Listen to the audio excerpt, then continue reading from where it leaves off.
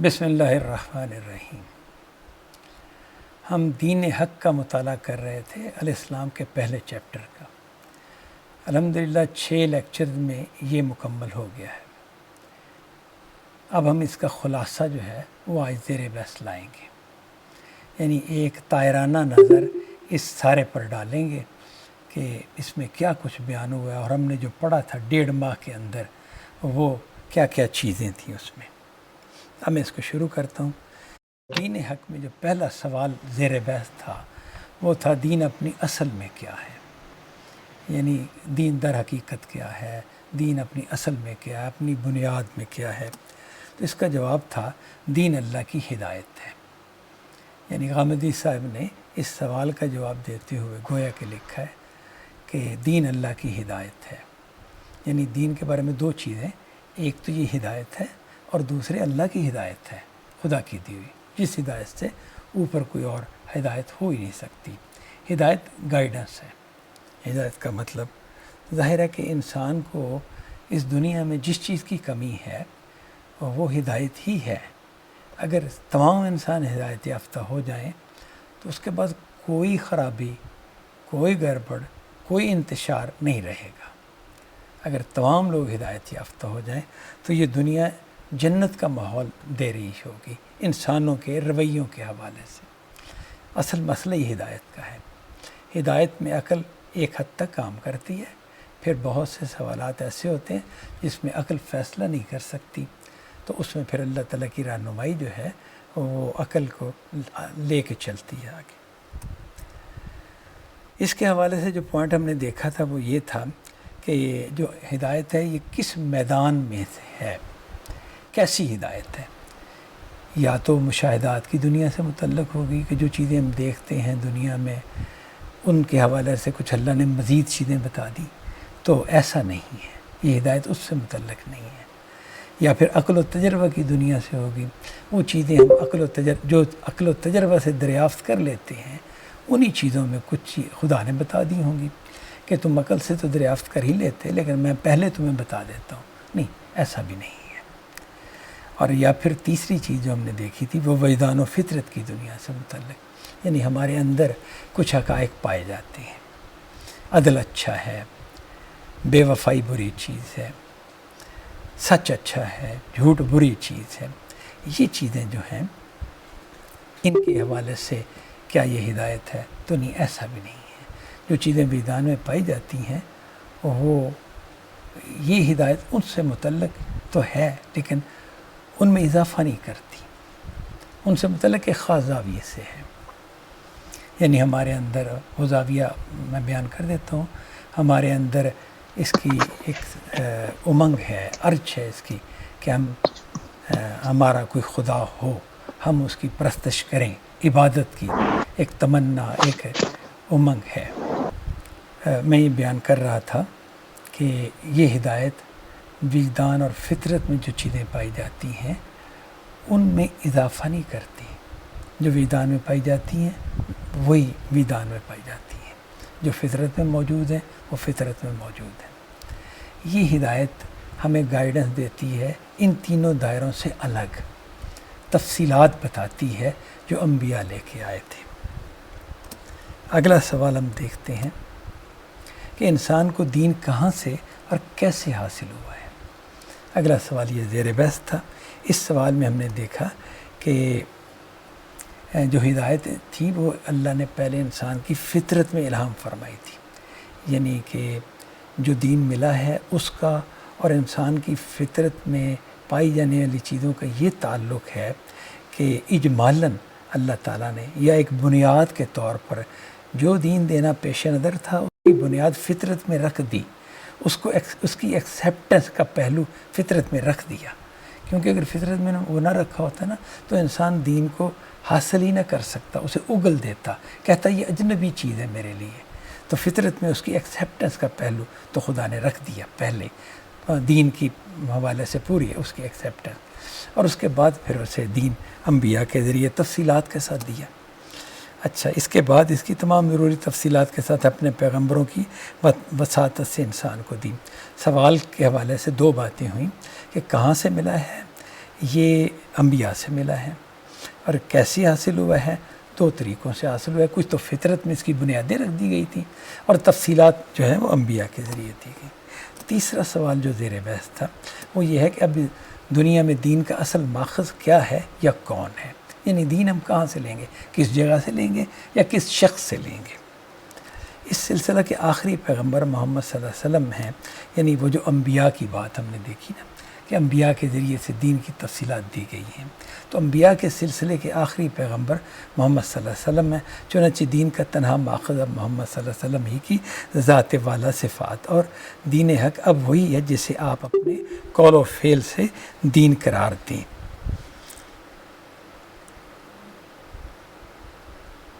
جسے آپ اپنے قول و فعل سے اور تقریر و تصویب سے دین قرار دیں۔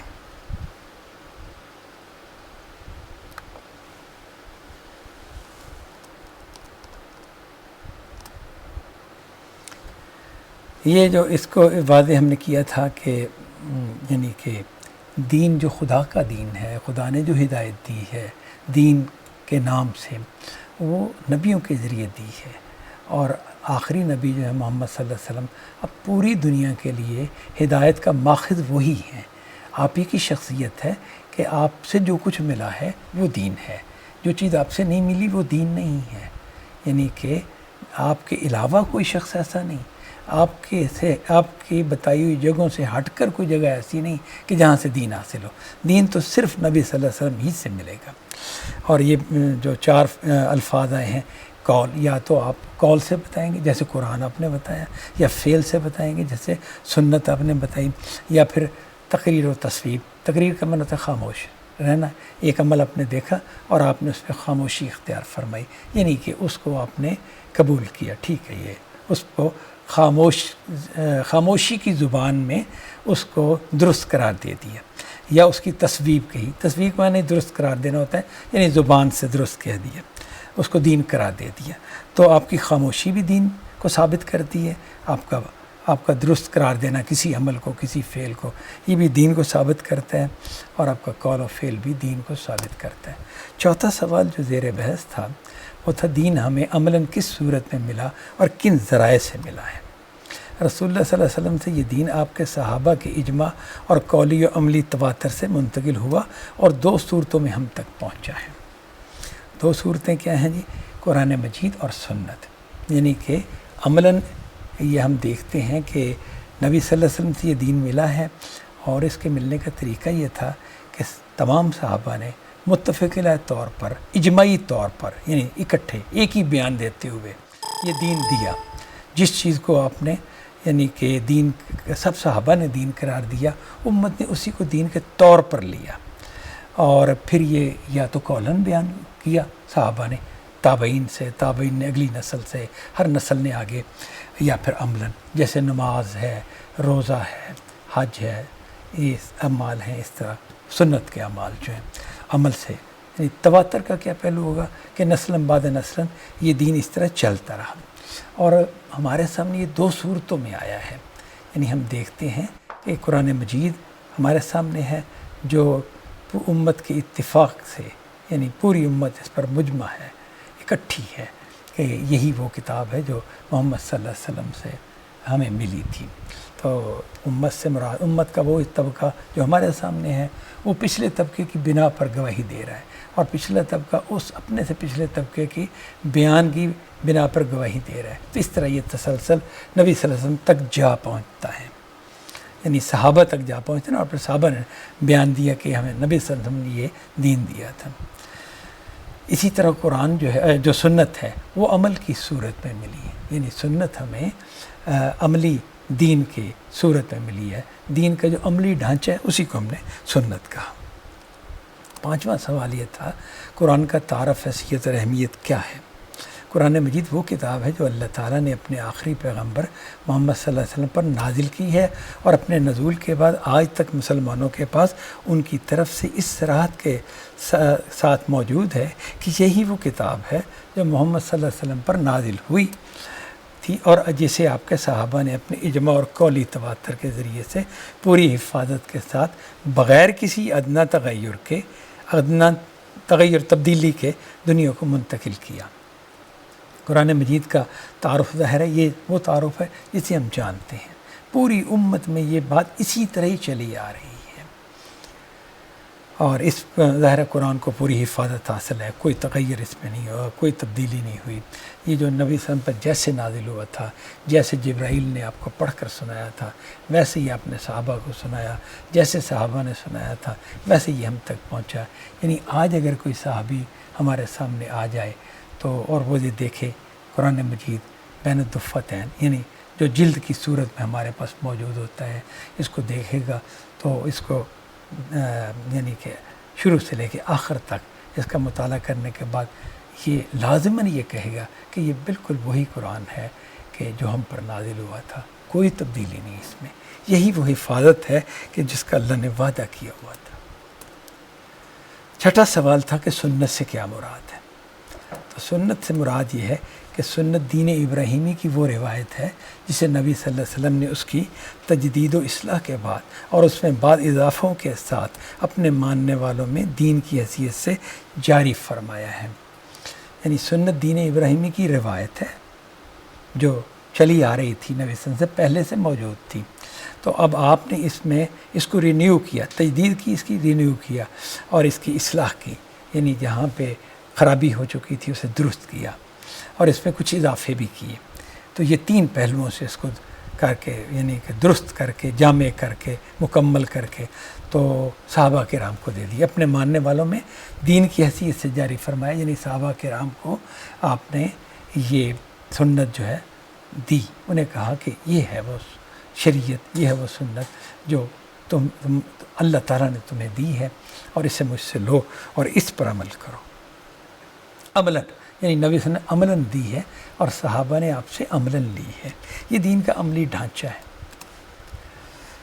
ساتواں پوائنٹ یہ جی سنت کی حیثیت اور اہمیت کیا ہے؟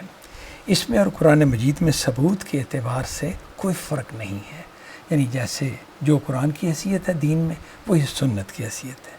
وہ جس طرح صحابہ کے اجماع اور قولی تواتر سے ملا ہے، یہ اسی طرح ان کے اجماع اور عملی تواتر سے ملی ہے، اور قرآن ہی کی طرح ہر دور میں مسلمانوں کے اجماع سے ثابت ہوتی ہے۔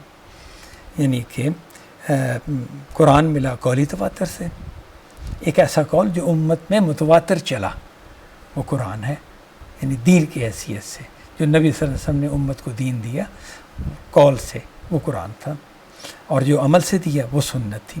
تو سنت بھی ہر دور میں متواتر، یعنی نسل بعد نسل، ایک نسل کے بعد دوسری نسل نے سنت حاصل کی، اور اس بیان کے ساتھ ہر نسل دیتی تھی اگلی نسل کو، یہ وہ سنت ہے جو نبی صلی اللہ علیہ وسلم نے امت کو دی ہے، اور اسی طرح ہم تک پہنچی ہے، اور مسلمانوں کے اجماع سے ہر دور میں مسلمانوں کے اجماع سے ثابت ہوتی ہے۔ یعنی آج بھی سب مسلمان سنت کو سنت کہنے پر اکٹھے ہیں، مجمع ہے، کوئی اختلاف نہیں ہے۔ یعنی اس کی موٹی مثال یہ ہے، کوئی بھی نہیں کہے گا کہ نماز تو نبی نے دی ہی نہیں تھی، روزہ تو آپ نے دیا ہی نہیں تھا، یا حج تو کوئی عمل موجود ہی نہیں ہے دین کے اندر، کوئی بھی نہیں یہ کہتا۔ اسی طرح وہ سنتوں کی ایک فہرست ہے جو آپ میزان میں دیکھ سکتے ہیں، تو وہ ساری سنن متفق علیہ ہیں، کوئی اس پر بحث نہیں ہے۔ 8واں سوال یہ تھا دین کی حقیقت کیا ہے؟ اس دین کی حقیقت اگر ایک لفظ میں بیان کی جائے تو قرآن کی اصطلاح میں وہ اللہ کی عبادت ہے۔ دین کی حقیقت، دین کا مغز، حقیقت وہ چیز ہوتی ہے جو اگر نہ رہے نا تو وہ شے ختم ہو جاتی ہے، وہ شے پھر بیکار ہو جاتی ہے۔ کہ جیسے ایک انسان جو ہے، اس کے وجود میں انسان کس کو کہتے ہیں؟ اس شخصیت کو، اس روح کو، اس نفس کو جو اس کے اندر پایا جاتا ہے، جو جب اس کی ڈیتھ ہوتی ہے تو فرشتہ اس نفس کو نکال لیتا ہے، یا روح کا لفظ بھی آپ کہہ سکتے ہیں، اس روح کو نکال لیتا ہے۔ اب ڈیڈ باڈی جو ہوتی ہے نا، وہ انسان نہیں ہوتی، وہ انسان کی ڈیڈ باڈی ہوتی ہے بالکل، اور اس کی قدر کیا ہوتی ہے ہم دیکھتے ہیں کہ اسے مٹی میں دفنا دیا جاتا ہے کہ بھئی یہ گل سڑ جائے گی، اس میں سے بو آئے گی، یہ اب کسی یعنی قیمت کی نہیں ہے، اصل شخصیت جا چکی، اصل شخصیت جو تھی وہ حقیقت تھی۔ تو دین کی حقیقت کیا ہے؟ عبادت۔ تو عبادت اگر نہیں ہے تو دین نہیں ہے۔ اگر عبادت کا معاملہ کسی دین میں نہیں پایا جاتا. یعنی ہمارے دین میں کوئی شخص یہ کہے کہ میں عبادت کا قائل نہیں ہوں، میں عبادت کو نہیں مانتا، تو بس پھر وہ دین کو نہیں مانتا. اب آگے کوئی چیز نہیں رہ جاتی. 9واں سوال یہ تھا کہ عبادت کے معنی کیا ہیں؟ تو اس کے معنی عاجزی اور پستی کے ہیں. یعنی عبادت کے معنی عاجزی اور پستی کے ہیں. یہ چیز اگر اللہ تعالیٰ کی صحیح معرفت کے ساتھ پیدا ہو تو اپنے آپ کو انتہائی محبت اور انتہائی خوف کے ساتھ اس کے سامنے آخری حد تک جھکا دینے کی صورت اختیار کر لیتی ہے. یعنی کہ عبادت کے معنی عاجزی اور پستی کے ہیں. جو بندہ عابد ہوتا ہے نا، لازماً عاجز ہوگا، پست ہوگا معبود کے سامنے، جس کی عبادت کرتا ہے اس کے سامنے. اچھا، یہ عاجزی اور پستی اگر خدا کی معرفت کے ساتھ ہو، پہچان کے ساتھ ہو کہ میرا معبود کون ہے، جس کی میں بات کرتا ہوں وہ کیا ہے، اس کی صفات کیا ہیں، اس کی عظمت کیا ہے، اگر یہ معرفت اسے حاصل ہے تو وہ معرفت انسان کے اندر خدا سے کے بارے میں انتہائی محبت پیدا کر دیتی ہے اور انتہائی خوف پیدا کرتی ہے. اس کی قدرت کو دیکھتا ہے تو خوف پیدا ہوتا ہے، اور اس کی ربوبیت کو دیکھتا ہے اور رحمت کی نشانیوں کو دیکھتا ہے تو محبت پیدا ہوتی ہے. دونوں چیزیں خدا کی معرفت سے انسان میں پیدا ہوتی ہیں. تو پھر عبادت عملاً کیا ہوئی کہ انسان عاجزی اور پستی اختیار کرتا ہے انتہائی محبت اور انتہائی خوف کے ساتھ خدا سے انتہائی خوف اور انتہائی محبت کے ساتھ عاجزی اور پستی اس کے سامنے اختیار کرتا ہے. یہ ہے جی عبادت کے معنی. اگلا سوال تھا جی، عبادت انسان کے باطن میں کن کن صورتوں میں ظاہر ہوتی ہے؟ یعنی کوئی شخص جب عابد بنتا ہے، جب اس کے اندر یہ عاجزی اور پستی پیدا ہوتی ہے تو پھر اس کا ظہور اس کے باطن میں کس طرح سے ہوتا ہے؟ یعنی وہ خود اپنے اندر کیا چیزیں پاتا ہے؟ تو یہ فرمایا یہ در حقیقت ایک داخلی کیفیت ہے. یعنی غامدی صاحب یہ لکھ رہے ہیں کہ جو عبادت کی حقیقت جو ہے یعنی عاجزی اور پستی، یہ در حقیقت ایک داخلی کیفیت ہے. یعنی عاجزی اور پستی ایک داخلی کیفیت ہے. خدا کا ذکر، اس کا شکر، اس کی ناراضی کا خوف، اس کے ساتھ اخلاص، اس پر بھروسہ اور اس کے حضور میں تسلیم و رضا، اس کیفیت کے باطنی مظاہر ہیں.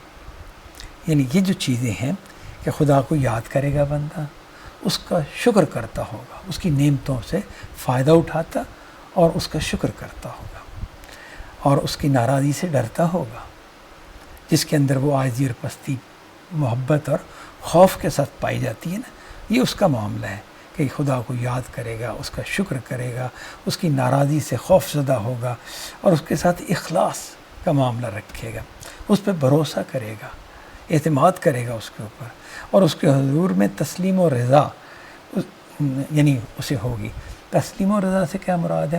کہ خدا کے جو بھی فیصلے ہوں اس کے حوالے سے. فیصلے مختلف ہوتے ہیں، کبھی بیماری آ جاتی ہے، کبھی اچھے حالات ہوتے ہیں مالی اعتبار سے، کبھی برے حالات، تنگی کے حالات آ جاتے ہیں، کبھی کوئی مشکل، زندگی کے نشیب و فراز مختلف ہوتے ہیں. تو جو بھی صورتحال پیش آئے ظاہر خدا کے اذن ہی سے آتی ہے، خدا کے ارادے سے آتی ہے. تو اس پر وہ خدا کے سامنے شکوہ نہیں کرتا، اعتراض نہیں کرتا کہ ایسا کیوں ہو گیا، نہیں، تسلیم کرتا ہے خدا کے فیصلوں کو اور راضی ہوتا ہے اس کے اوپر. یہ جو چیزیں ہیں یہ اس کیفیت کے باطنی مظاہر ہیں. یعنی جس شخص میں عبادت پیدا ہو چکی، یعنی کہ جس میں عاجزی اور پستی محبت اور خوف کے ساتھ پیدا ہو چکی، وہ ذاکر ہوگا، وہ شاکر ہوگا، خدا سے ڈرنے والا ہوگا، خدا کے ساتھ مخلص ہوگا، اس پر اعتماد کرے گا اور اس کے فیصلوں پر راضی ہوگا. یہ ہے اس کی صفتیں جو خدا کے عابد ہیں. 11واں سوال یہ تھا، عبادت کا اظہار ہمارے وجود میں کن کن صورتوں میں ہوتا ہے؟ یعنی عبادت کا اظہار ہمارے وجود سے کن کن صورتوں میں ہوتا ہے؟ انسان کے ظاہری وجود میں یہی چیز پرستش کے مظاہر، یعنی رکوع و سجود، تسبیح و تحمید، دعا و مناجات اور نظر و نیاز کی صورت میں نمایاں ہوتی ہے. یعنی عبادت پہلی بات تھی داخل میں، انسان کے باطن میں، اس کے اندر میں کیا تبدیلیاں کرتی ہیں. اور اب یہ ہے کہ اس کے وجود میں ظاہر عبادت کیسے ہوتی ہے، یعنی عبادت اپنا کیسے ظہور پاتی ہے وجود سے. وہ پرستش کرے گا. پرستش کا کیا مفہوم ہوا؟ رکوع کرتا نظر آئے گا آپ کو، سجدہ کرتا نظر آئے گا، خدا کی تسبیح کرتا نظر آئے گا، تسبیح کے کلمات کہتا نظر آئے گا، چاہے نماز میں کہہ رہا ہو، چاہے ذکر اذکار میں کہہ رہا ہو، یا مختلف موقعوں پر. یعنی جو شکر کا موقع ہے تو الحمدللہ کے الفاظ کہتا ہوگا. خدا کی کوئی شان دیکھی، کوئی عظمت دیکھی تو سبحان اللہ کا لفظ بولتا نظر آئے گا آپ کو. اسی طرح خدا سے دعا کرتا نظر آئے گا، مناجات کرتا نظر آئے گا. دعا اور مناجات میں نے بتایا تھا کہ دعا اور مناجات بنیادی طور پر ایک ہی ہیں، لیکن فرق اس میں یہ ہے کہ مناجات میں پہلے خدا کی تعریف کی جاتی ہے اور پھر دعا کی جاتی ہے.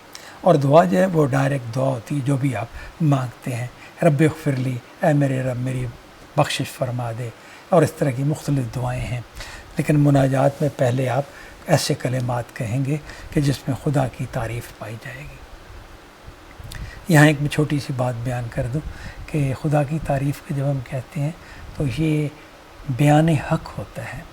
خدا کی تعریف اس طرح سے نہیں ہے کہ جس طرح آپ کسی شخص سے کوئی چیز لینے جائیں تو آپ اس کی تعریف کرتے ہیں.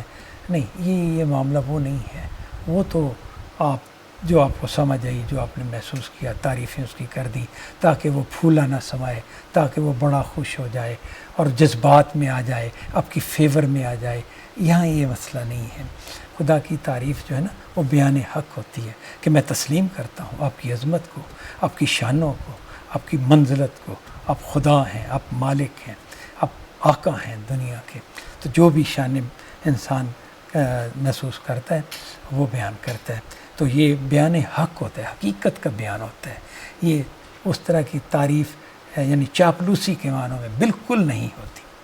اور نظر و نیاز کی صورت میں نمایاں ہوتی ہے، یعنی وہ اللہ کے لیے صدقہ و خیرات کرتا ہے، یعنی کہ خدا کو راضی کرنے کے لیے. تو عبادت جو ہے نا بظاہر یہ شکلیں اختیار کرتی ہے. 12واں سوال تھا، انسان اس دنیا میں اپنا جو عملی وجود رکھتا ہے، کیا عبادت کا یہ جذبہ اس عملی وجود سے بھی متعلق ہوتا ہے؟ یعنی انسان کا ایک عملی وجود ہے، تو کیا یہ جذبہ اس عملی وجود سے متعلق ہوتا ہے؟ یہ ہمیں اس میں دیکھنا تھا. عملی وجود سے کیا مطلب ہے کہ عملی وجود سے مطلب یہ ہے کہ انسان صرف نماز ہی نہیں پڑھتا، وہ روزہ ہی نہیں رکھتا، اسے دنیا کے کام، معیشت، معاشرت، سیاست کے جو مختلف میدان ہیں ان میں اسے اپنا کردار بھی ادا کرنا ہے.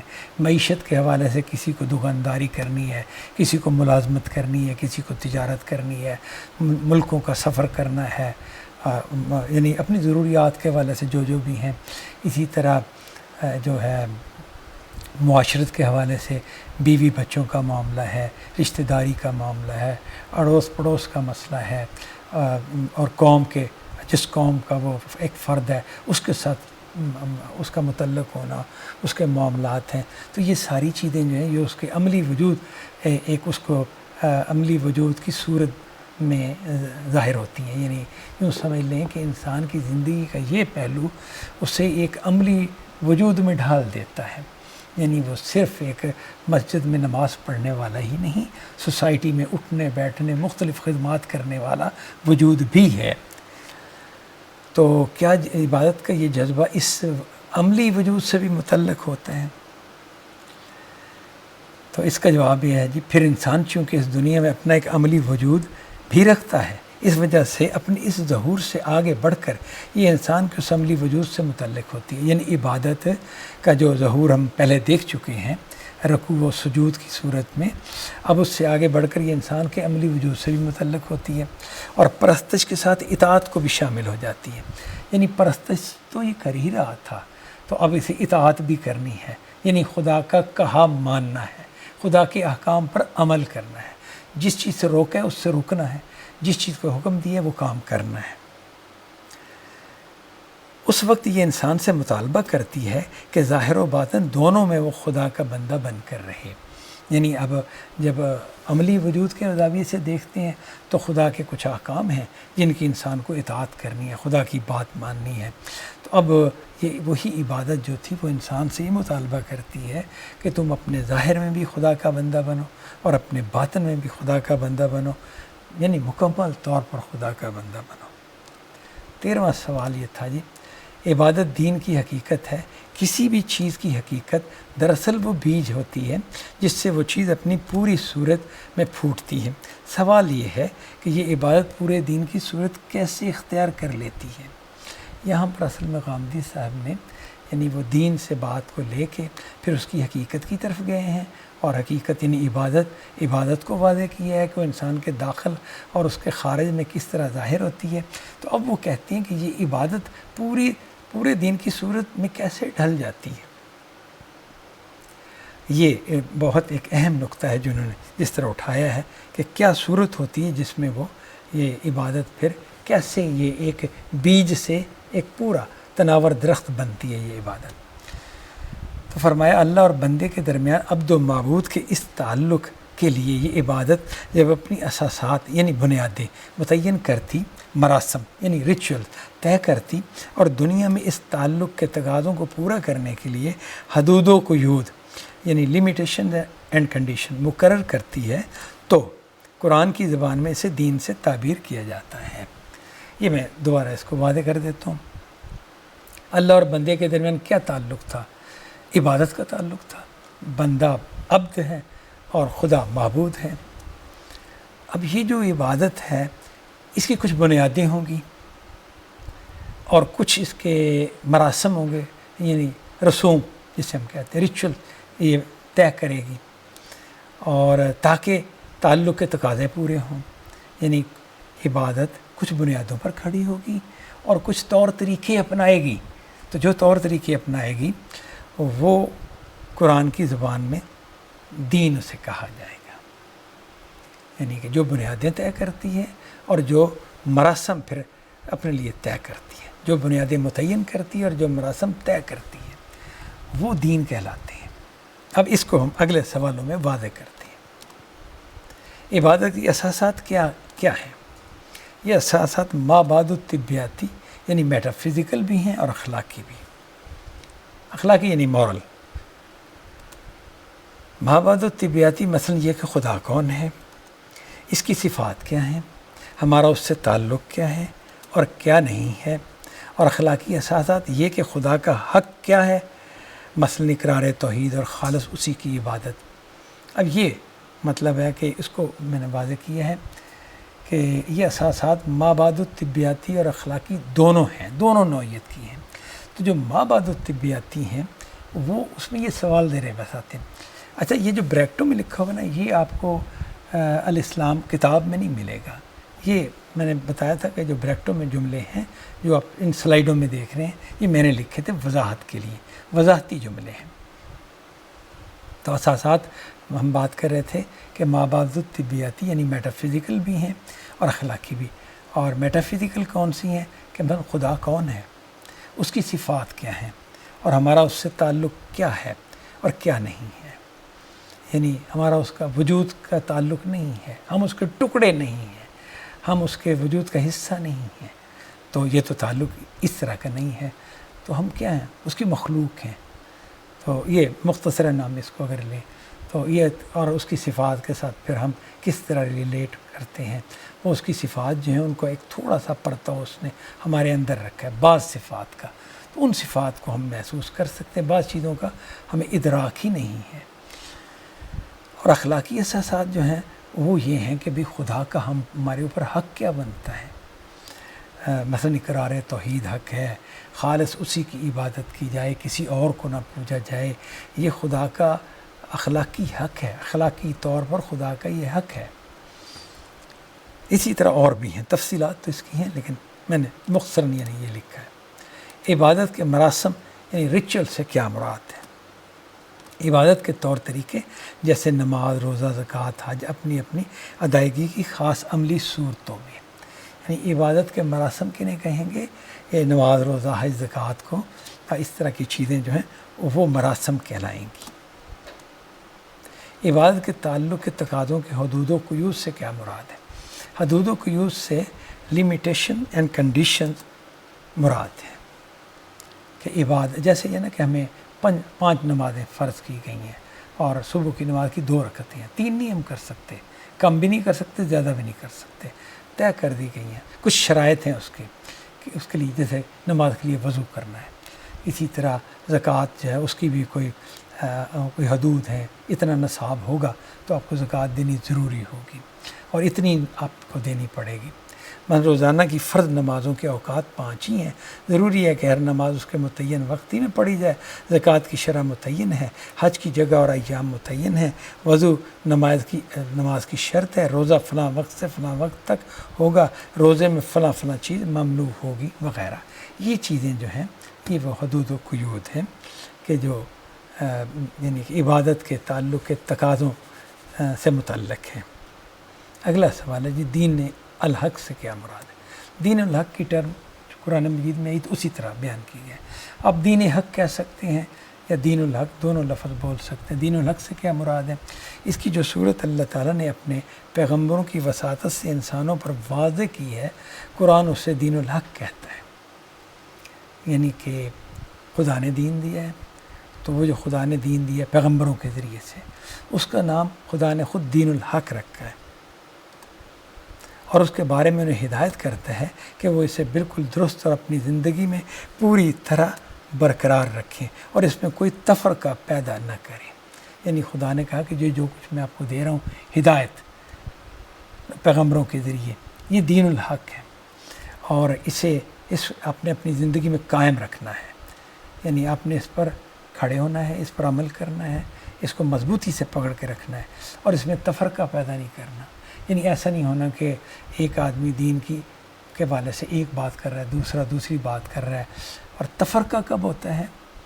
جب ہم کہتے ہیں کہ جو میں کہہ رہا ہوں نا یہ ٹھیک ہے اور جو تم کہہ رہے ہو وہ غلط ہے، ہم سوچنے پر بھی آمادہ نہیں ہوتے، تو اب تفرقہ پیدا ہو جاتا ہے۔ مختلف گروہ اپنے اپنے آراء پر جم جاتے ہیں اور ان کو اصل یا انہیں حق اور دوسرے کی آراء کو باطل قرار دیتے ہیں۔ جب یہ صورتحال ہوتی ہے تب تفرقہ پیدا ہوتا ہے۔ تفرقہ اختلاف رائے کو نہیں کہتے، تفرقہ اپنی آراء پر کو حق جان کر اس پر ڈٹ جانے سے وجود پذیر ہوتا ہے، یا اس کو کہتے ہیں۔ الحکمہ اور الکتاب سے کیا مراد ہے؟ اس عبادت کے لیے ایمان و اخلاق کی جو اساسات خدا کی اس دین میں بیان ہوئی ہیں انہیں قرآن الحکمہ اور اس کے مراسم اور حدود و قیود کو الکتاب کہتا ہے۔ یعنی یہ ذہن میں رہے کہ قرآن مجید میں جو الحکمہ اور الکتاب کے الفاظ آتے ہیں تو الحکمہ کے الفاظ قرآن کے مطالعے سے یہ پتہ چلتا ہے کہ وہ 2 چیزوں کے لیے آتے ہیں، ایمانیات کے لیے اور اخلاقیات کے لیے۔ اخلاقی احکام بھی الحکمہ کے تحت آئیں گے اور ایمانیات کی باتیں وہ بھی الحکمہ کے تحت آئیں گی۔ اور اس کے جو مراسم اور حدود و قیود ہیں، یعنی جو پھر قانون دیا ہے، جو ریچولز ہمیں دیے گئے ہیں کہ آپ نے اس طرح کرنی، عبادت اس طرح کرنی ہے، اور مالی عبادت کا طریقہ ہوتا ہے اس طرح کرنے، خدا کے گھر کی زیارت یعنی حج یہ اس طرح کرنا ہے، تو انہیں الکتاب کا ہے۔ یعنی الکتاب میں قانون آئے گا، شریعت آئے گی، قانون و شریعت۔ اس کے لیے ایک دوسرا لفظ شریعت بھی ہے، یعنی یہ آگے بیان ہو گیا کہ شریعت بھی ہے۔ اس کے معنی وہی ہیں جو ہم لفظ قانون سے ادا کرتے ہیں، یعنی شریعت اور قانون ایک ہی معنی رکھتے ہیں۔ الکتاب بھی اسی معنوں میں ہے۔ اب 19واں سوال جو ہے، کیا سابقہ آسمانی کتب میں یہی دین بیان ہوا ہے؟ یہ سوال ہے جی کہ جو پچھلی آسمانی کتابیں ہیں وہ بھی تو اللہ ہی نے نازل کی تھی، تو کیا ان میں جو دین بیان ہوا وہ یہی ہے جو ہمارے پاس ہے؟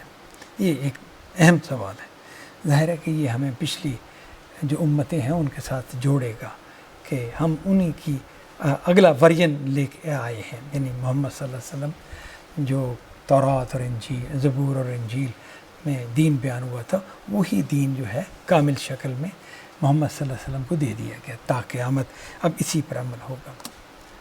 الحکمہ ہمیشہ ایک ہی رہی ہے۔ اب اس کی وضاحت میں یہ بیان کرتے ہیں کہ کہ جہاں تک تو ایمانیات اور اخلاقیات کا تعلق ہے اس میں تو کوئی تبدیلی نہیں ہوئی، جو تورات میں تھیں وہی انجیل میں تھیں، جو انجیل میں تھیں وہی زبور میں تھیں اور وہی قرآن میں ہیں۔ لیکن شریعت انسانی تمدن میں ارتقاء اور تبدیلیوں کے باعث البتہ بہت کچھ مختلف رہی ہے۔ شریعت یعنی قانون، جو قانون انسان کو دیا گیا نا، وہ انسانی تمدن میں ارتقاء ہوا۔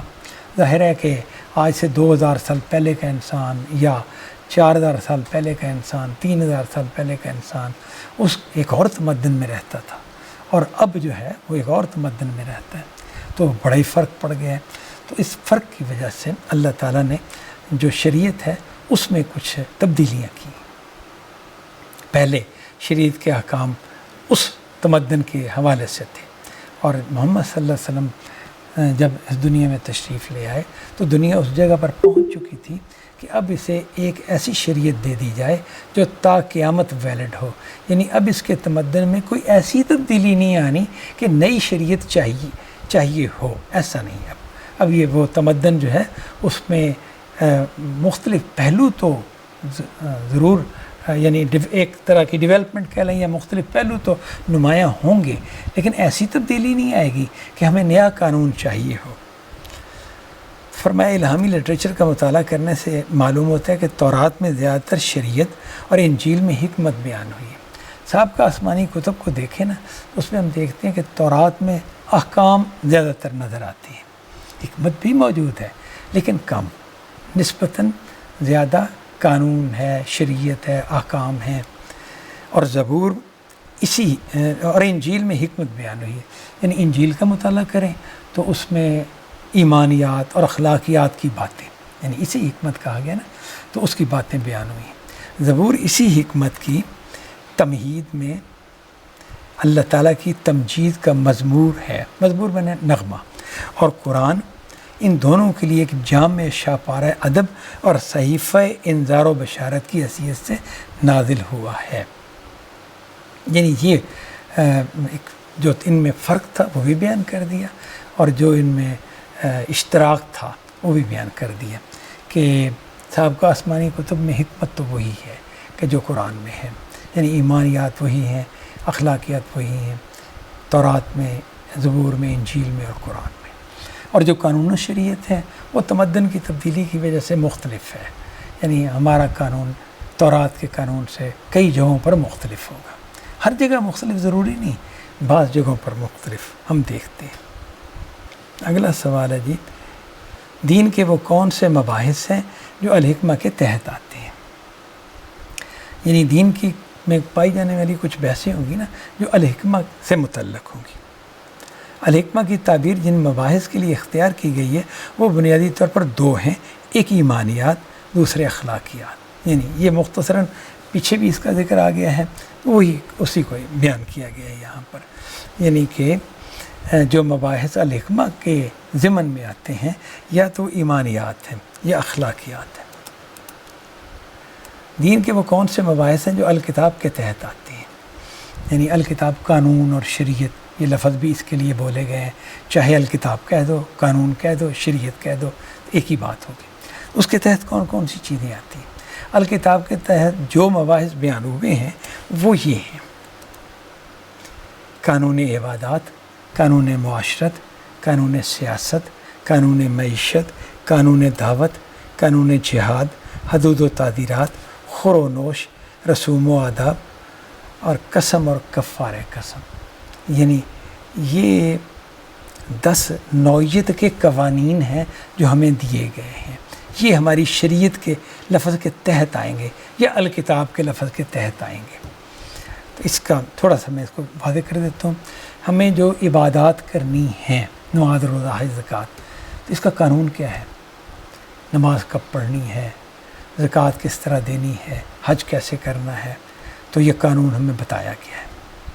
قانون معاشرت یعنی کہ نکاح کا طریقہ کیا ہوگا، اور والدین کے کیا حقوق ہیں، اولاد کے کیا حقوق ہیں، میاں بیوی کے آپس میں کیا حقوق ہیں، اس میں کیا شرائط ہیں مختلف حوالوں سے، کیا ذمہ داریاں ہیں۔ اسی طرح قانون سیاست ظاہر ہے ایک قوم کا یا ایک امت کی ایک اہم پہلو، اجتماعیت کی ایک بنیادی چیز ہے، تو سیاست کے حوالے سے کیا خدا نے ہمیں کوئی قانون دیا ہے؟ تو ہاں دیا ہے خدا نے قانون۔ اسی طرح معیشت، انسان روزی کمانے پہ مجبور ہے یا اسے محنت کر کے ہی اپنا رزق حاصل کرنا ہوتا ہے۔ تو اس معیشت کا معاملہ جس میں تمام انسان ملوث ہوتے ہیں، تمام انسان کو بھاگ دوڑ کرنی ہے، تو اس کے حوالے سے بھی کوئی قانون دیا گیا ہے، تو یقیناً اس کے لیے بھی دیا گیا ہے، یعنی مختلف پہلوؤں سے۔ اگر آپس میں سودا کرو گے تو کس چیز کو ملحوظ رکھو گے، اگر کوئی لین دین کرو گے تو کیا چیز نہیں ہونی چاہیے، کیا کس طرح کا یعنی کس طرح کا کہ آپ لین دین کہہ لیں جائز ہے، جیسے جوا ہے نا تو جوا جائز نہیں ہے، میری مراد یہ تھی، تو کس طرح کا لین دین جائز ہے، تجارت کا لین دین جائز ہے۔ اس طرح قانون دعوت کا معاملہ جو ہے کہ آپ دعوت دیں گے لوگوں کو، اس دین کی دعوت دیں گے تو اس کا کیا قانون ہے، کیا جو مسلمانوں کی حکومت ہے اس کی کوئی ذمہ داری ہے، کیا مسلمانوں کے افراد کی بھی کوئی ذمہ داری ہے، کیا علماء کی بھی کوئی ذمہ داریاں ہیں، یعنی مختلف طبقات ہیں نا، ان طبقات کے حوالے سے کیا کیا ذمہ داریاں ہیں وہ اس کا قانون بتایا گیا ہے۔ پھر قانون جہاد انسان کو کرنا پڑتا ہے کہ جب کوئی ملک حملہ آور ہو جائے یا کوئی ظلم و زیادتی کا معاملہ کہیں دیکھا جائے، ایسا ظلم و زیادتی جس کو زبان سے روکا جائے تو نہیں رکتی، تو پھر اس کے لیے تلوار اٹھانی پڑتی ہے، مجبوری ہے تلوار اٹھانی، ورنہ وہ آپ کو ختم کر دیا جائے گا۔ تو جب اس طرح کی صورتحال ہو تو پھر اس کا بھی کوئی قانون ہے، یعنی ایسا نہیں کہ خدا کہتا ہے کہ پھر تم وحشی بن جاؤ، درندے بن جاؤ، یہ نہیں، بالکل نہیں، کوئی اصول اور قانون اور آداب ہیں، جہاد کے آداب ہیں، کوئی اخلاقیات ہیں جہاد کی، وہ ایک بادشاہوں کی جنگ نہیں ہے یا ایک ایسے ذہن کی کہ جو بس ایک غصے کی حالت میں گرفتار ہے اور ریونج، انتقامی نفسیات کے ساتھ، نہیں، ایسا نہیں ہے، اس کے پیچھے خدا اور رسول کھڑے ہیں اور وہ گائیڈ کر رہے ہیں کہ تمہیں اگر لڑنا پڑ جائے، اگر وہ صورتحال آ جائے تو تمہیں کیسے لڑنا ہے، کن چیزوں کو اس حالت میں بھی ان کا دامن نہیں چھوڑنا، یعنی اگر آپ نے وعدہ کر لیا ہے تو وعدہ پورا کرنا ہے، دشمن کے ساتھ میدان جنگ میں بھی اگر آپ نے کوئی وعدہ کر لیا تو پورا کرنا ہے، دھوکہ آپ کسی صورت نہیں دیں گے، یعنی کہ ایک چیز، ایک تو نا جیسے الحرب و خدا کے الفاظ سے کہا گیا ہے کہ حرب تو ایک خدا یعنی دھوکہ ہوتی ہے، وہ اور منع ہے، اس کا مطلب یہ ہے کہ جب کوئی انسان لڑ رہا ہوتا ہے نا تو وہ اپنے جو اس کے ساتھ ہے، اپنا جو مقابل میں لڑنے والا ہے، اس کو یہ ظاہر کرتا ہے کہ میں تلوار دائیں طرف سے مارنے والا اور مار بائیں طرف سے دیتا ہے، تو یہ ہے وہ خدا۔ اور اسی طرح حملہ آور ہونے کے لیے اگر فرض کیجئے پینترا بدلتا ہے انسان، تو وہ جو میدان جنگ میں، جنگ کی حالت میں جو فوجیں ایک دوسرے کے حوالے سے کرتی ہیں کہ اس سے ظاہر کچھ ہوتا ہے اور یعنی حملہ کہیں اور سے ہو جاتا ہے یا کسی اور طریقے سے ہو جاتا ہے، مختلف طریقے اس کے ہیں، تو وہ چیز اور ہے، وہ تو ٹھیک بات ہے، بالکل صحیح ہے، وہ تو غلط نہیں ہے۔ یعنی جنگ میں یہ تھوڑا ہوتا ہے کہ بتایا جائے کہ دیکھو بھئی اب ذرا سنبھل جاؤ، میں تمہارے ہاتھ پر تلوار مارنے لگا ہوں، وہ تو دکھائی جائے، مطلب وہ دیکھ رہا ہوگا کہ ہاتھ پر تلوار آئے گی اور گردن پر چلی جائے گی، وہ اور چیز ہے۔ اور ایک بات یہ ہے کہ اسے کہہ دیا گیا کہ بھئی آپ آج ہم جنگ کو روک رہے ہیں اور اب کل ہم کریں گے، اور یہ کہہ دیا اور فوجیں پیچھے ہٹ گئیں اور رات کو حملہ کر دیا، یہ دھوکہ ہوگا، یہ اپنے معاہدہ کیا ہے، معاہدے کو توڑ دیا، یا اور اس طرح کے جو معاملات ہوں گے، تو نہیں، اس کے بھی آداب ہیں جہاد کے بھی، جن کو خدا اور رسول ہرگز برداشت نہیں کرتے کہ مسلمان ان کو توڑیں، ان کو بدلیں یا ان سے گریز کریں۔ حدود و تعزیرات، قانون جو ہے، چوری اگر کسی نے کیا، قتل کیا ہے، زنا کیا ہے، تو پھر ہمیں قانون دیا گیا ہے کہ مجرموں کو اب یہ سزا دیں، جب ان کا جرم عدالت میں ثابت ہو جائے تو ان کے جرم کی خدا کی طرف سے مقرر کردہ سزا کیا ہے وہ ہمیں قانون میں بتا دیا گیا۔ تو خور و نوش، کھانے پینے کے حوالے سے یہ چیز حلال ہے، یہ حرام ہے، یہ بھی ہمیں بتایا گیا۔ رسوم و آداب، اسی طرح ہمیں بعض ایٹیکیٹس بتائے گئے ہیں، آداب بتائے گئے ہیں، یعنی آپ کسی سے ملاقات کریں گے تو سلام کریں گے، کھانا کھانے بیٹھے ہیں تو آپ بسم اللہ پڑھ کر کھانا کھائیں گے، اللہ کا نام لے کر کھانا کھائیں گے۔ اسی طرح مختلف حوالوں سے ہیں جو رسوم و آداب ہیں۔ اس کی ظاہر ہے کئی مثالیں، اگر کوئی شخص فوت ہو گیا ہے تو اس کو کیسے دفنانا ہے، ڈسپوز آف کیسے کرنا ہے، اسے نہلایا جائے گا، کفن پہنایا جائے گا، پھر باقاعدہ دفنایا جائے گا طریقے سے، نماز جنازہ پڑھی جائے گی۔ یہ ہو قسم اور کفارہ قسم۔ اگر کوئی شخص کسی نے قسم کھا لی ہے کسی چیز پر کہ میں فلاں کام جو ہے نہیں کروں گا، تو اس کے حوالے سے پھر وہ محسوس کرتا ہے کہ میں نے تو غلط قسم کھائی ہے اور توڑ دیتا ہے اپنا جو ہے اپنی قسم، تو اس صورت میں اسے پھر کیا کفارہ دینا ہوگا، کیا اس کو اوپر کیا جرمانہ پڑے گا یا اسے کیا کرنا ہے، یہ بھی قانون ہے سارا جو ہمیں بتایا گیا ہے۔ آگے اسی کے جو مترادف انگریزی الفاظ تھے وہ میں نے لکھے ہیں، تو ان سلائیڈوں کو ہم چھوڑ رہے ہیں، 2 سلائیڈیں جن میں صرف انگریزی کے الفاظ ہیں۔ اور آگے ہم آگے نبوت کیا ہے اور نبی کا اصل کام کیا ہوتا ہے۔ اگلی سلائیڈ جو ہمارے پاس ہے، نبوت کیا ہے اور نبی کا اصل کام کیا ہوتا ہے۔ خدا کے جو پیغمبر اس دین کو لے کر آئے انہیں نبی کہا جاتا ہے، یعنی کہ پیغمبر کا مطلب میسنجر کہہ لیں نا، کہ جو خدا کی طرف سے قاصد آئے انسانوں کی طرف تو اور دین لے کر آئے، تو انہیں نبی کہا جاتا ہے۔ قرآن سے معلوم ہوتا ہے کہ ان میں بعض نبوت کے ساتھ رسالت کے منصب پر بھی فائز ہوئے تھے، یعنی قرآن یعنی کہ انبیاء کا لفظ تو بولتے ہی ہے، نبی کا لفظ تو بولتے ہی ہے، وہ بعض جگہوں پہ رسول کا لفظ بول دیتے ہیں۔ اور قرآن کی ایسی آیات بھی ہیں کہ جس میں پتہ چلتا ہے کہ قرآن کے نزدیک نبی اور رسول دو مختلف مقامات ہیں یا 2 مختلف عہدے ہیں، کہ بعض لوگ نبی ہیں اور بعض نبی اور رسول دونوں ہی حیثیتیں رکھتے ہیں۔ نبوت یہ ہے کہ انسانوں میں سے کوئی شخص وحی پا کر لوگوں کو حق بتائے اور اس کے ماننے والوں کو قیامت میں اچھے انجام کی خوشخبری دے اور نہ ماننے والوں کو برے انجام سے خبردار کرے۔ یعنی نبوت یہ ہوتی ہے کہ یعنی کہ انسان کو خدا سے وحی ملی اور اب وہ لوگوں کو حق بات بتائے گا، اور جو اس کو قبول کریں گے انہیں قیامت کی اچھے انجام کی خوشخبری دے گا، اور جو اس کو نہیں مانیں گے انہیں بتائے گا کہ انجام برا ہے، اس سے ڈرو اور حق کو قبول کرو۔ اگلا سوال ہے جی رسالت کیا ہے اور رسول کا خصوصی مشن کیا ہوتا ہے؟ رسالت یہ ہے کہ نبوت کے منصب پر فائز کوئی شخص اپنی قوم کے لیے اس طرح خدا کی عدالت بن کر آئے کہ اس کی قوم اگر اسے جھٹلا دے تو اس کے بارے میں خدا کا فیصلہ اسی دنیا میں اس پر نافذ کر کے وہ حق کا غلبہ عملاً اس پر قائم کر دے۔ یہ رسول کا خصوصی مشن ہے، یعنی کہ رسول نبی تو ہوتا ہی ہے، وہ نبی والے کام انذار و بشارت تو کرتا ہی ہے، تو اس کے ساتھ وہ خدا کی عدالت ہوتے ہیں۔ عدالت ہونے کا مطلب یہ ہے کہ اگر اس کی قوم اس پر ایمان لے آتی ہے تو بچ جاتی ہے، اگر ایمان نہیں لاتی تو پھر اس قوم کے بارے میں خدا کے طرف سے عذاب کا فیصلہ صادر ہوتا ہے اور وہ قوم مٹا دی جاتی ہے، جیسے ہم قوم لوط اور قوم نوح اور قوم عاد و ثمود جو تھیں ان کا معاملہ دیکھتے ہیں۔ تو حق کا غلبہ عملاً قائم کر دیتا ہے۔ تو یہ جو ہے اس کی تھوڑی سی وضاحت یہ ہے کہ اگر معاملہ یوں ہو کہ رسول کو اتنے ساتھی مل گئے، یعنی سارے لوگ تو ایمان نہیں لائے لیکن کافی لوگ ایمان لائے، تو پھر وہ عذاب خدا کی طرف سے نہیں آتا، پھر وہ رسول کے ساتھیوں کی تلواروں سے آتا ہے۔ یہ بھی قرآن مجید نے واضح کیا ہے۔ اگلا سوال یہ ہے جی شہادت سے کیا مراد ہے؟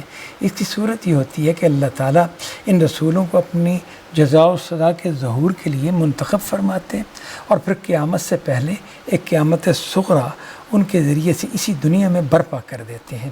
انہیں بتا دیا جاتا ہے کہ وہ خدا کے ساتھ اپنے عہد پر قائم رہیں گے تو اس کی جزا، اور اس سے انحراف کریں گے تو اس کی سزا انہیں دنیا ہی میں مل جائے گی۔ اس کا نتیجہ یہ نکلتا ہے کہ ان کا وجود لوگوں کے لیے خدا کی نشانی بن جاتا ہے اور وہ گویا خدا کو ان کے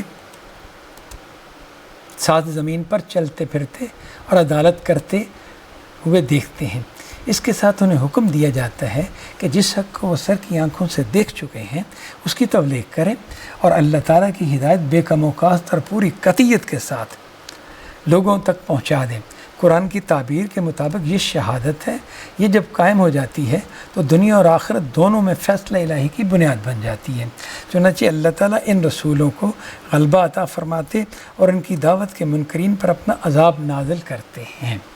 یہ 2 سلائیڈیں جو ہے نا، یہ ایک بات جو ہے ان 2 سلائیڈوں میں آئی ہے، تو اس کو میں دوبارہ ذرا بیان کر دیتا ہوں۔ پچھلی سلائیڈ پر ہم آ جاتے ہیں، تو اس میں شہادت کیا مراد ہے؟ شہادت کا معنی ہے گواہی۔ تو یہ گواہی جو ہے رسول دیتے ہیں اپنی امت پر، ان لوگوں پر، اور اگر لوگ ان پر ایمان لے آتے ہیں تو پھر وہ لوگ جو ہیں وہ ان کا وجود کہ وہ خدا کی بات مانیں گے تو پھر وہ ترقی پائیں گے دنیا میں، اور اگر خدا کی بات کا انکار کریں گے تو سزا پائیں گے۔ یہ اس حوالے سے ان کا وجود جو ہے وہ خدا کی نشانی بن جاتا ہے، اور وہ گویا خدا کو ان کے ساتھ زمین پر چلتے پھرتے دیکھتے ہیں اور عدالت کرتے ہوئے دیکھتے ہیں۔ اس کے ساتھ انہیں حکم دیا جاتا ہے کہ جس حق کو وہ سر کی آنکھوں سے دیکھ چکے ہیں اس کی تبلیغ کریں، یعنی کہ ایمان لانے والے لوگ جس حق کو دیکھ چکے ہیں اس کی انہیں تبلیغ کرنا ہوگی۔ جیسے بنی اسرائیل میں انبیاء آئے تھے تو بنی اسرائیل کے یہ تھا کہ تم اس کو جو دین تمہیں دیا گیا اس کو اپنے اوپر نافذ کرو اور دنیا پر اس کی شہادت دو، دنیا پر اس کی گواہی دو۔ وہ انہوں نے اس حق کو قبول کرنے میں بڑے مسئلے پیدا کر دیے۔ ایک دور میں ان کے ہاں جو داؤد علیہ السلام اور سلیمان علیہ السلام کا زمانہ تھا اس میں ان کے ہاں ایک ایسی شاندار حکومت قائم ہوئی تھی کہ جس میں پھر یہ کام آگے بڑھ سکتا تھا، لیکن بعد میں پھر بگاڑ آ گیا۔ تو یہ فرمایا کہ جس حق کو وہ سر کی آنکھوں سے دیکھ چکے ہیں اس کی تبلیغ کریں اور اللہ تعالیٰ کی ہدایت بے کم و کاست اور پوری قطعیت کے ساتھ لوگوں تک پہنچا دیں۔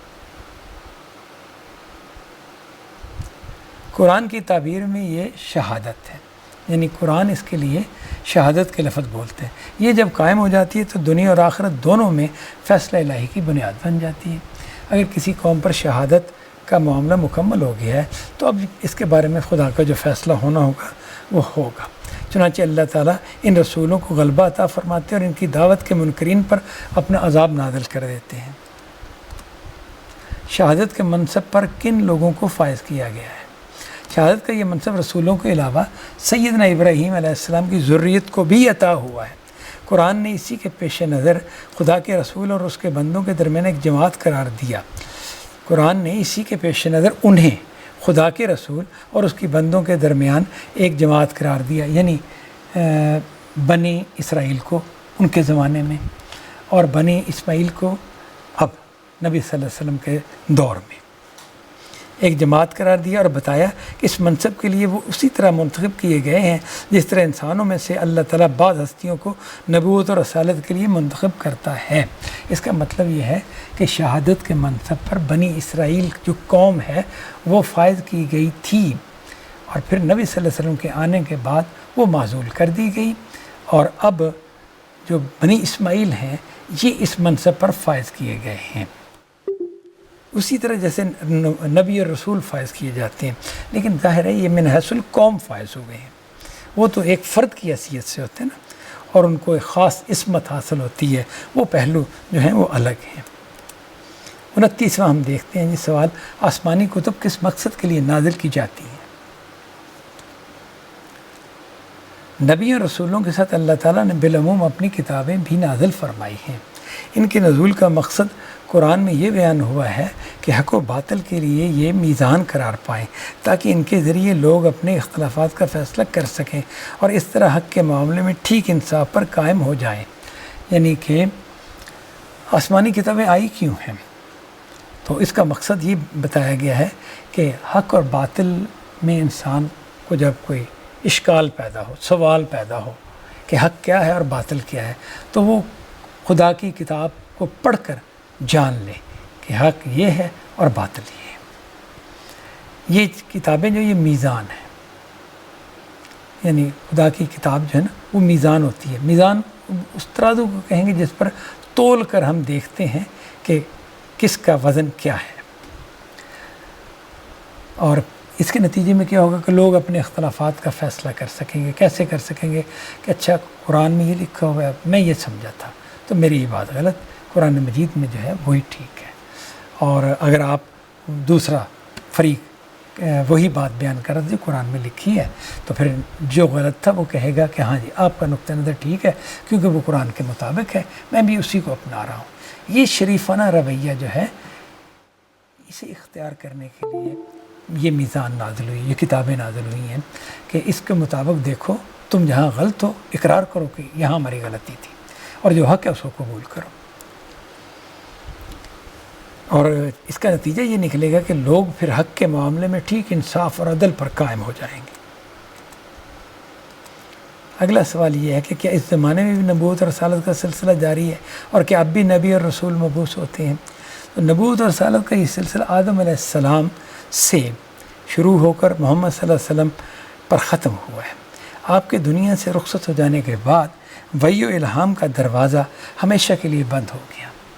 اب خاتم النبیین اور نبوت ختم کر دی گئی. اب نبی نہیں آئیں گے، اب نبی نہیں آتے. نبی صلی اللہ علیہ وسلم کے بعد انبیاء آیا کرتے تھے، ایک بڑی لمبی تاریخ ہے ان کی. آخری نبی محمد صلی اللہ علیہ وسلم ہے. اس کے بعد اب اس کی ضرورت نہیں تھی کہ نبی انبیاء آئیں، یعنی کہ محض یہ کہہ کے کہ انبیاء کا آنا تو اچھا ہی تھا.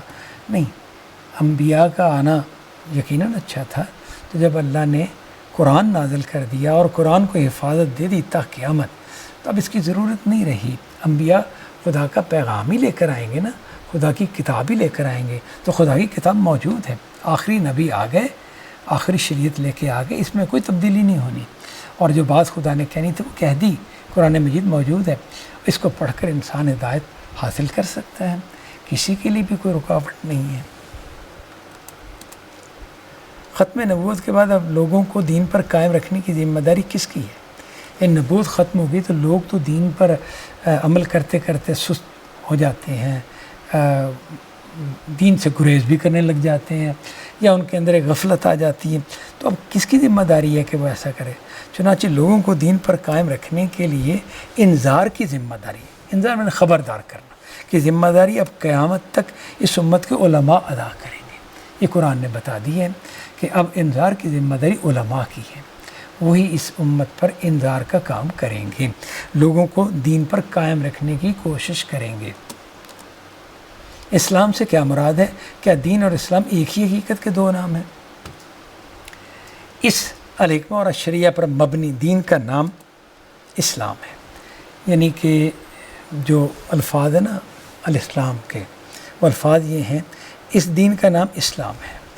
یہ آپ اپنی کتاب میں دیکھ سکتے ہیں، بریکٹوں میں نے یہ لکھا کہ اس الحکمہ اور الشریعہ پر مبنی دین کا نام، یعنی دین دو حصوں میں ہی ہے نا، ایک الحکمہ ہے اور ایک الشریعہ ہے. تو یہ جو دین جسے الحکمہ اور الشریعہ کے الفاظ سے بھی بیان کیا گیا ہے، اسی کا نام اسلام ہے. اور اس کے بارے میں اللہ تعالیٰ نے اپنی کتاب میں فرمایا ہے کہ انسانوں سے وہ اس کے سوا ہرگز کوئی دوسرا دین قبول نہ کرے گا. یہ بڑی اہم بات ہے کہ اللہ تعالیٰ، ایسے ساری باتیں ہی اہم ہوتی ہیں، دین میں کوئی بات ایسی نہیں جس کو غیر اہم کہا جائے. تو جب ہم یہ لفظ بولتے ہیں کہ یہ بات بڑی اہم ہے تو اس کا مطلب توجہ طلب ہے، ہم بات کو اچھی طرح سمجھیں. اللہ تعالیٰ نے اپنی کتاب میں فرمایا کہ انسانوں سے وہ اس کے سوا ہرگز کوئی دوسرا دین قبول نہ کرے گا. ضروری ہے کہ تمام انسان دین اسلام کو قبول کریں. اگر انہوں نے دین اسلام کو قبول نہیں کیا ہوگا اور وہ خدا کے پاس چلے گئے تو ان کے پاس کوئی عذر ہونا چاہیے، ورنہ وہ بچ نہیں سکیں گے. کوئی ٹھوس بنیاد ہونی چاہیے کہ جی یہ وجہ تھی جس وجہ سے ہم نے قبول نہیں کیا. اگر ہمیں یہ معلوم ہوتا، ہم پر یہ اس کا حق ہونا واضح نہیں تھا، اگر حق ہونا واضح ہوتا تو ہم لازماً قبول کرتے. یہ اگر ایٹیچیوڈ ہوگا تو پھر انشاءاللہ عذر قبول ہوگا. لیکن اگر ایک آدمی میں نے غور ہی نہیں کیا، میں نے توجہ نہیں دی، میرے نزدیک یہ کوئی اہم مسئلہ ہی نہیں تھا، تو بس پھر مارے گئے. پھر ایسی اس کی کوئی رعایت نہیں کہ بندہ کہے کہ جی میں تو دین کو کے معاملے کو کوئی خاص اپنی زندگی میں اہمیت نہیں دیتا تھا. ایک قومی سطح پر لوگ عید کی نماز پڑھتے تو میں بھی پڑھ لیتا تھا. قومی سطح پر وہ کوئی مختلف طور طریقے تھے روزے آ گئے تو روزے رکھ رہے ہیں تو ہم بھی رکھ ہی لیا کرتے تھے کبھی، یا نہیں بھی رکھتے تھے کبھی، کچھ جب موڈ کیا تو رکھ لیا، نہیں کیا تو نہیں، اس طرح نہیں۔ یہ دین آپ کو ماننا ہے، پورے دل سے ماننا ہے۔ کمی کوتاہی ہوگی، کوئی لغزش ہوگی تو اللہ معاف کرنے والا ہے، لیکن ارادے میں ہی اگر یہ ہو کہ کیا دین کو کیا اس پر عمل کرنا ہے اور کیا اس کو مسئلہ بنانا ہے، پھر گڑبڑ ہے، پھر تو بنیاد ہی خراب ہوگی۔ دین کا ظاہر کیا ہے؟ اسلام کا لفظ جس طرح پورے دین کے لیے استعمال ہوتا ہے، اسی طرح دین کے ظاہر کو بھی بعض اوقات اسی لفظ اسلام سے تعبیر کیا جاتا ہے۔ اچھا، اسلام کا لفظ پورے دین کے لیے ہم ابھی پچھلی سلائیڈ میں دیکھا ہم نے، اور اس کے لیے بھی ٹھیک ہے، اسلام استعمال ہوتا ہے پورے دین کے لیے بھی، لیکن دین کے ظاہر کے لیے بھی لفظ اسلام استعمال ہوتا ہے۔ تو اپنے اس ظاہر کے لحاظ سے یہ 5 چیزوں سے عبارت ہے، یعنی دین کا ظاہر کیا ہے؟ اگر آپ یہ کہیں اسلام کا لفظ اس کے لیے بھی بول دیا جاتا ہے، تو دین کا ظاہر پھر کیا ہوا؟ اس بات کی شہادت دی جائے کہ اللہ کے سوا کوئی الہ نہیں، اور محمد صلی اللہ علیہ وسلم اس کے رسول ہیں۔ پہلی بات یہ ہے۔ دوسری، نماز قائم کی جائے، تیسری زکوٰۃ ادا کی جائے، چوتھی رمضان کے روزے رکھے جائیں، اور 5ویں بیت اللہ کا حج کیا جائے۔ یہ 5 چیزیں ہیں جو دین کا ظاہر ہے۔ یعنی اب یہ دیکھیں ظاہر کس طرح سے ہے، یہ ہمیں نظر آتی ہے نا کہ شخص اقرار کرتا ہے، شہادت دیتا ہے، گواہی دیتا ہے سوسائٹی میں، یعنی ایسا نہیں کہ دل میں ایمان ہے، یہ وہ نہیں بات، یہ گواہی ہے، منہ سے کہنا کہ اللہ کے سوا کوئی الہ نہیں اور محمد اللہ کے رسول ہیں۔ اور پھر نماز قائم کیجیے، نماز پڑھتا نظر آئے گا، زکوٰۃ دیتا نظر آئے گا آپ کو، رمضان کے روزے رکھتا نظر آئے گا، اور بیت اللہ کا حج کرے گا۔ تو یہ ظاہری اعمال ہے۔ دین کا باطن کیا ہے؟ دین کا باطن ایمان ہے۔ اس کی جو تفصیل قرآن میں بیان ہوئی ہے اس کی روح سے یہ بھی 5 ہی چیزوں سے عبارت ہے، یعنی دین کا باطن جو ہے نا وہ ایمان ہے، اور وہ 5 ہی چیزیں ہیں اس کی: اللہ پر ایمان، فرشتوں پر ایمان، نبیوں پر ایمان، کتابوں پر ایمان، اور روز جزا پر ایمان۔ یعنی دین کا باطن جو ہے نا ان 5 چیزوں پر مبنی ہے۔ یہ بنیادی طور پر اللہ پر ایمان ہی کی ایک توضیح ہے، یعنی یہ جو 5 ہے نا، اللہ پر ایمان، اللہ کے فرشتوں پر ایمان، اللہ کے نبیوں پر ایمان، یعنی اللہ کی طرف سے آنے والے نبیوں پر ایمان، اللہ کی کتابوں پر ایمان، اور اللہ سے ملاقات کے دن پر ایمان، روز جزا وہی ہے نا۔ تو یہ وہی بات ہے، دین کا باطن یہ ہے، دین کا باطن ایمان ہے، اور دین کا ظاہر نماز، روزہ، حج، زکوٰۃ اور شہادت، کلمے کی شہادت جو ہے وہ دین کا ظاہر تھا، وہ ہم دیکھ چکے ہیں۔ آگے دیکھتے ہیں جی، کسی بھی انسان کے یہاں ایمان کے تقاضے کس صورت میں پیدا ہوتے ہیں، یعنی عام حالات میں ایمان کے تقاضے کیا ہیں؟ یہ ایمان جب اپنی حقیقت کے اعتبار سے دل میں اترتا اور اس سے اپنی تصدیق حاصل کر لیتا ہے تو اپنے وجود ہی سے 2 چیزوں کا تقاضا کرتا ہے، یعنی جو ہی ایمان انسان کے دل میں آئے گا 2 چیزیں اس سے ڈیمانڈ کرے گا کہ 2 کام تمہیں کرنے ہیں، مجبور کرے گا، اس کو تقاضا کرے گا کہ 2 کام کرنے ہیں۔ ایک عمل صالح، نیک کا عمل اختیار کرنا، بد عمل نہیں اختیار کر سکتے، ایمان روکے گا اس سے۔ دوسرے، تواصی بالحق اور تواصی بالصبر، یعنی ایمان کہے گا کہ حق کی نصیحت کرو، جس ماحول میں بھی رہ رہے ہو اپنے ارد گرد اپنے متعلق لوگوں کو حق بات کی نصیحت کرو، اور حق پر قائم رہنے کی نصیحت کرو کہ دیکھو حق پر ڈٹے رہو، جمے رہو، حق سے پیچھے نہیں ہٹنا، حق چھوڑ کے باطل اختیار کر لو، ایسا نہیں ہونا چاہیے۔ یہ تقاضے عام حالات میں ایمان کے وجود ہی سے پیدا ہو جاتے ہیں، یعنی جو ہی ایمان آیا تقاضے پیدا ہو گئے۔ عمل صالح سے کیا مراد ہے؟ عمل صالح سے مراد ہر وہ عمل ہے جو تزکیہ اخلاق کے نتیجے میں پیدا ہوتا ہے۔ اس کی تمام اساسات عقل و فطرت میں ثابت ہیں، اور خدا کی شریعت اسی عمل کی طرف انسان کی رہنمائی کے لیے نازل ہوئی ہے۔ یعنی عمل صالح سے مراد وہ عمل ہے جو انسان جب اچھے اخلاق والا ہو جاتا ہے، پاکیزہ اخلاق والا ہوتا ہے، تو پھر وہ عمل کرتا ہے۔ جب اخلاق گندے ہوں گے نا تو پھر بدعمالیاں کرے گا۔ تو اچھے اخلاق، عمدہ اخلاق کی حیثیت سے جو انسان عمل کرتا ہے نا وہ سارے عمل صالح ہیں۔ اور اس کی اساسات یعنی اس کی بنیادیں، عمل صالح کی بنیادیں عقل و فطرت میں موجود ہیں، ثابت ہیں، یعنی پائی جاتی ہیں، اور خدا کی شریعت نے انہی اعمال کی طرف انسان کو دھکیلا ہے، انہی اعمال کی طرف اس کی رہنمائی کی ہے۔ یعنی جیسے اوفو بالعقود، یعنی عہدوں کی پابندی کرو، وعدے کی پابندی کرو، جو عہد ہیں ان کے بارے میں سوال ہوگا قیامت کے دن، یہ قرآن نے فرما دیا۔ مختلف آیات میں مختلف حوالوں سے بتایا گیا۔ تواصی بالحق اور تواصی بالصبر سے کیا مراد ہے؟ تواصی بالحق اور تواصی بالصبر کے معنی اپنے ماحول میں ایک دوسرے کو حق اور حق پر ثابت قدمی کی نصیحت کے ہیں۔ قرآن نے اس کو امر بالمعروف اور نہی عن المنکر سے بھی تعبیر کیا ہے، یعنی وہ باتیں جو عقل و فطرت کی روح سے معروف ہیں اپنے قریبی ماحول میں لوگوں کو ان کی تلقین کی جائے، اور جو منکر ہیں ان سے لوگوں کو روکا جائے۔ یعنی یہ تواصی بالحق اور تواصی بالصبر کے الفاظ ہم نے دیکھے، اس سے کیا مراد ہے؟ اپنے ماحول میں حق اور حق کی پر ثابت قدمی کی نصیحت کرنا، یہ اس سے مراد ہے۔ اسی کو امر بالمعروف اور نہی عن المنکر بھی کہا جاتا ہے۔ یہ قرآن کو جب آپ پڑھتے ہیں تو آپ یہ الفاظ دیکھتے ہیں۔ اور یعنی کہ معروف سے کیا مراد ہے کہ عقل و فطرت میں جو باتیں معروف ہیں، معروف سے مراد اچھی باتیں، پہچانی ہوئی باتیں، جانی ہوئی باتیں کہ یہ تو ٹھیک ہے، عقل پہچانتی ہے ہاں یہ بات تو ہے۔ اور جو منکر ہوتی ہیں نا، بدیاں، گناہ، ان کو عقل اور فطرت ان سے گریز کرتی ہے، عقل اس کو پسند نہیں کرتی۔ یہ بھی کوئی بات ہے، یعنی وعدہ کیا اور وعدہ توڑ دیا، یا وفا نہیں کی، بے وفائی کی، تو عقل اور فطرت اس سے گریز کرتی ہے۔ یہ تو غلط چیز ہے، عقل بھی تنقید کرے گی اس پر، اور فطرت بھی انسان کی ناپسند کرے گی۔ کوئی شخص نہیں چاہے گا کہ میرے ساتھ بے وفائی کی جائے، میرے ساتھ جھوٹ بولا جائے، میرے ساتھ ظلم کیا جائے، کوئی بھی پسند نہیں کرے گا۔ یہ ظلم اور جھوٹ اور بے وفائی یہ منکر ہیں، اور معروف کیا ہیں؟ وفا اور انصاف اور سچائی، یہ معروف ہے۔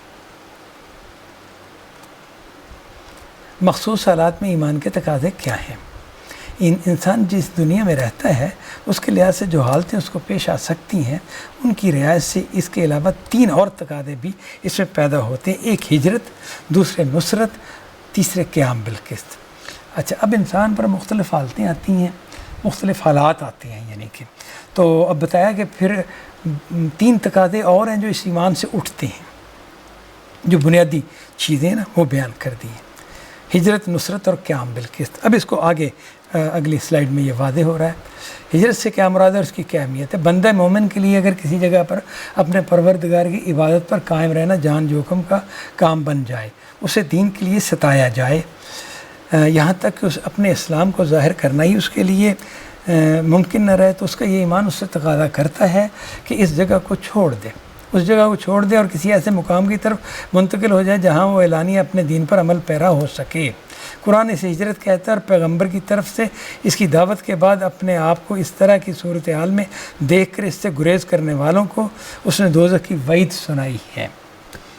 یعنی جب آپ نے یہ محسوس کیا کہ میں اپنے دین پر عمل نہیں کر سکتا، مجھے روک دیا جائے گا، میرا ماحول بالکل مجھے کام نہیں کرنے دے گا، دین پر عمل نہیں کرنے دے گا، میں اپنے دین کو ظاہر بھی نہیں کرنے دیتا، اب آپ کو چاہیے کہ آپ کوشش کر کے اس جگہ سے نکل جائیں۔ اگر آپ یہاں ٹکے رہیں گے تو آہستہ آہستہ پھر ماحول کے مطابق ڈھل جائیں گے، دین سے دور ہوتے چلے جائیں گے۔ دین پر اگر آپ عمل نہیں کریں گے نا تو دین آپ کے ہاتھوں سے نکل جائے گا۔ یعنی کہ مسلمان ہوتا ہی وہ ہے جو دین پر عمل کر رہا ہوتا ہے۔ ایسا نہیں ہوتا کہ بھئی ہم ایسے مسلمان ہیں کہ ہم پریکٹس نہیں کیا کرتے، ہم بس مسلمان ہیں، ہم مانتے ہیں خدا ہے، رسول بھی ہے اور ایک دین لے کے بھی آئے تھے، لیکن ہم اس پر پریکٹس کرنے والے نہیں ہیں۔ نہیں، یہ کوئی مسلمان نہیں ہے۔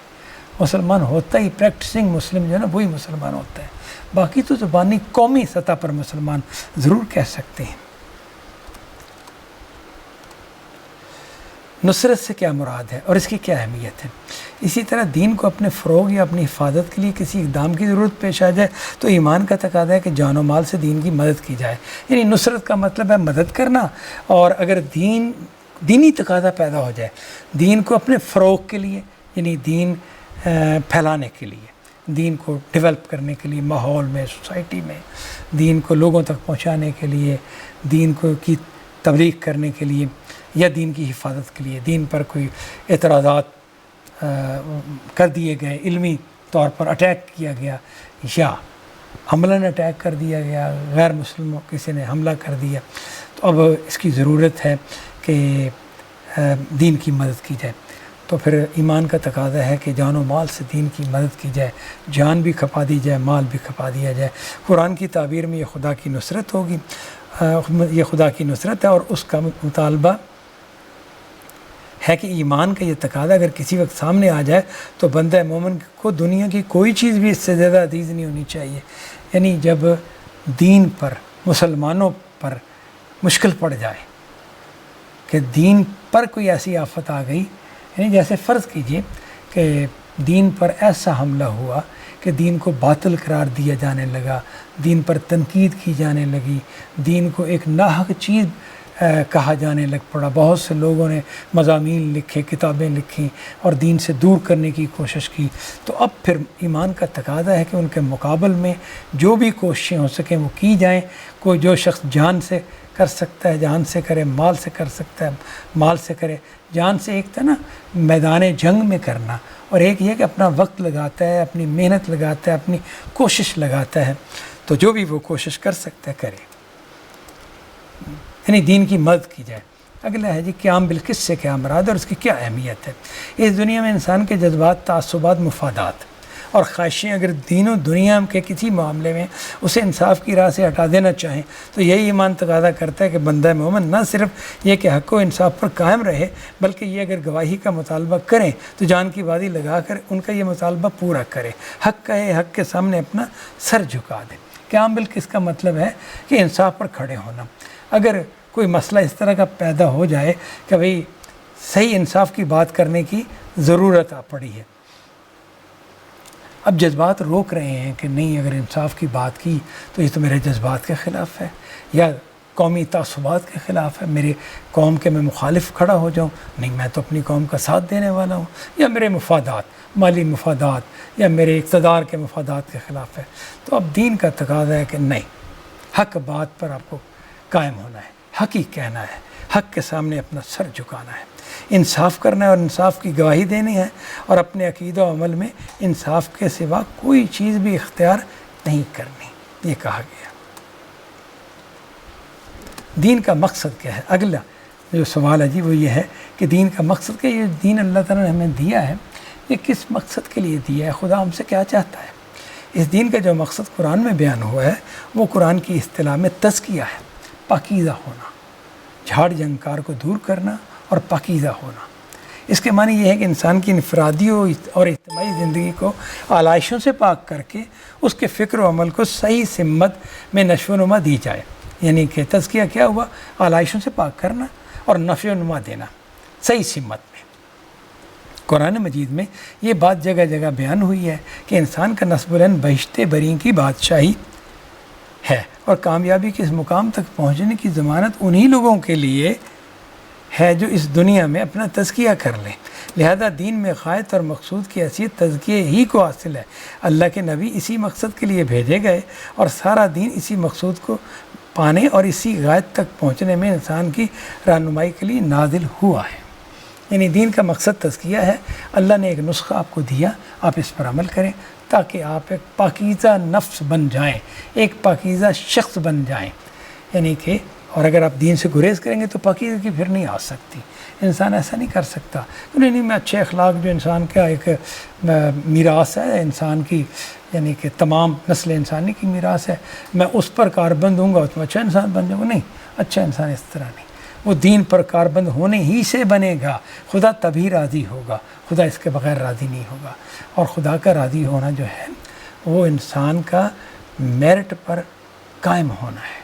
خدا اس طرح راضی نہیں ہوتا جیسے دنیا کے لوگ راضی ہوتے ہیں کہ آپ ان کی پسند کی بات کر دی، ان کی جذبات کے حوالے سے کوئی آپ نے کام کر دیا، یا انہیں مطلب ہے کسی پہلو سے بھی آپ نے خوش کر دیا. نہیں، خدا کے ہاں جو بندہ میرٹ پر پورا اترتا ہے، اس کے بتائے ہوئے دین پر عمل کرتا ہے، اس کے نبی کی اتباع کرتا ہے، خدا اس سے راضی ہوتا ہے. خدا جذباتی ذات نہیں ہے کہ جس طرح ہے کہ بچہ اگر صبح ماں سے لڑ کر گھر سے باہر گیا ہے اور شام کو گھر آیا ہے تو ماں اپنے بیٹے کا چہرہ دیکھ کے خوش ہو گئی، راضی ہو گئی اس سے کہ چلو گھر آ گیا ہے. تو نہیں، خدا اس طرح نہیں.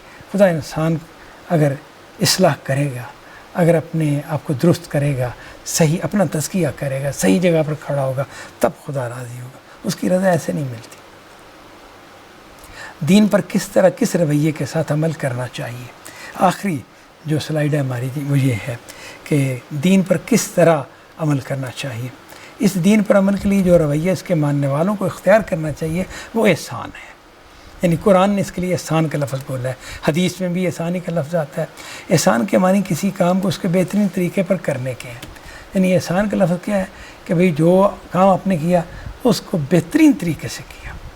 اس کی صورت یہ ہے کہ انسان اللہ تعالیٰ کی بندگی اس طرح کرے کہ گویا وہ اسے دیکھ رہا ہے، اس لیے کہ اگر وہ اسے نہیں دیکھ رہا تو اس کا پروردگار تو اسے دیکھ رہا ہے۔ تو ظاہر خدا جب دیکھ رہا ہے تو ہمارا یہ تصور جو ہے یہی خدا کو دیکھنا ہے، تو جب ہم اپنے تصور میں خدا کو دیکھ رہے ہوں گے تو خدا کی نافرمانی کر ہی نہیں سکتے۔ خدا کی طرف سے غفلت ہوتی ہے تو نافرمانی ہوتی ہے، کوتاہی ہوتی ہے، توجہ ہٹتی ہے، تو خدا کی طرف سے غفلت، خدا کے حوالے سے ہم غفلت کا شکار ہوتی ہیں تو غلطیاں ہوتی ہیں۔